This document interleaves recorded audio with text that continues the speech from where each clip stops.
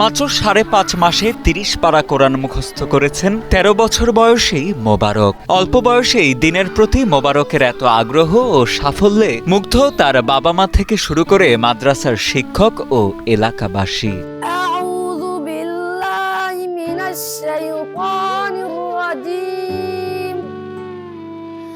বিসমিল্লাহির রহমানির রহিম।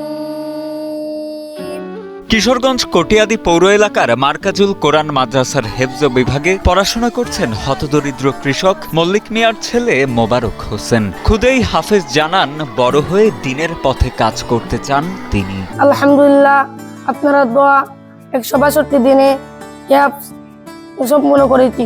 অল্প সময়ে আল্লাহর রহমতে ছেলেটা হাফেজ হয়েছে। মাদ্রাসা পরিচালনা কমিটির সদস্যরা জানান, মোবারকের এমন সাফল্যে খুশি মাদ্রাসার শিক্ষক ও অত্র প্রতিষ্ঠানের কমিটির সদস্যরাও। মোবারকের মতো অন্য হতদরিদ্র ও মেধাবী শিক্ষার্থীরাও ভবিষ্যতে মাদ্রাসা কর্তৃপক্ষের সহায়তা পাবে বলে জানান তারা। মোবারক 162 দিনে এবং 5.5 মাসে কোরআনে হাফেজ হয়েছে।